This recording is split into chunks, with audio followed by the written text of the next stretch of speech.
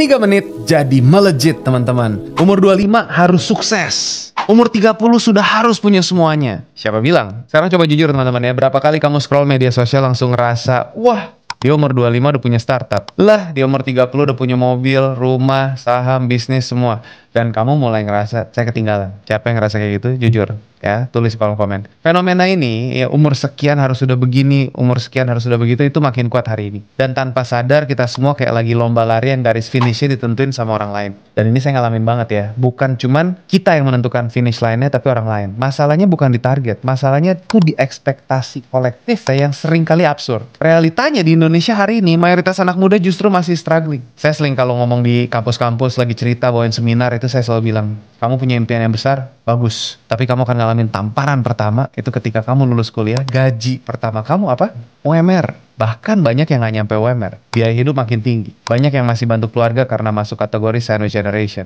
Dan sebagian besar pengusaha muda masih ngerintis, belum panen. Saya sering dapat pertanyaan, Kokle, umur berapa sih idealnya kita harus sukses? Jawaban saya tuh selalu ya, sukses itu bukan soal umur, tapi soal arah. Karena banyak orang kelihatan cepet, tapi larinya cuma muter di tempat. Saya pernah ketemu sama salah satu member komunitas kita juga pas lagi acara kumpul bareng, kita kopdar segala macam ya. Umurnya 31, dia bilang, kok saya baru mulai ngerintis bisnis kecil sekarang. Dulu gue sibuk kerja bantu keluarga, sampai lupa bangun sesuatu buat diri sendiri. Dan tahu nggak teman-teman, saya menyaksikan gini tuh nggak cuma di satu orang, tapi di banyak teman-teman yang lain juga. Dalam setahun, dia berhasil bangun brand makanan rumahan yang sekarang udah masuk ke 15 reseller aktif. Dia nggak malu, karena baru mulai umur 31 tahun. Karena dia sadar, yang penting bukan siapa yang mulai duluan, tapi siapa yang nggak berhenti.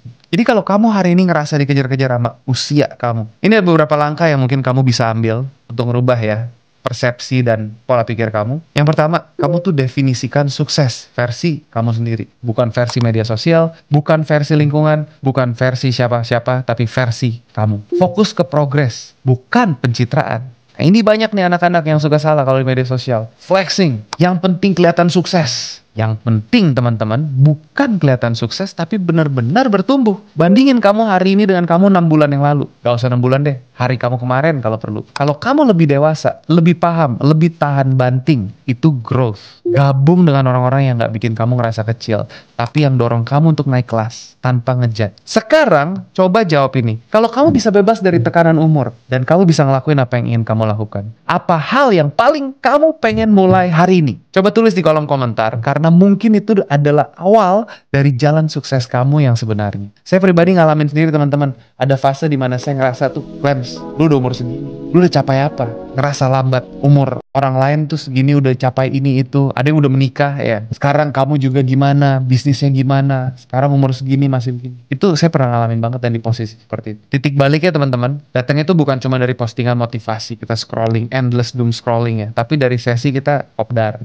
Ketemu teman-teman ngeliat, banyak yang usianya juga ada yang di atas, ada yang di bawah, mereka masih merintis, masih fighting, ada yang udah sukses tapi mau berbagi. Dan sekarang saya sadar, semua orang tuh punya waktunya sendiri. Jadi kamu gak perlu bandingin diri kamu dengan orang lain. Tapi yang jelas, kesimpulannya tuh, yang terlambat itu bukan orang yang mulai belakangan, tapi yang berhenti di tengah jalan karena sibuk bandingin langkahnya dengan orang lain. Bayangin kalau kamu lagi lomba lari, terus kamu nengok ke belakang terus ngeliatin lawan kamu, kesalipnya lebih cepet. Mending kamu fokus dan kamu jaga energi kamu. Pokoknya fokus aja terus sama diri kamu. Pace.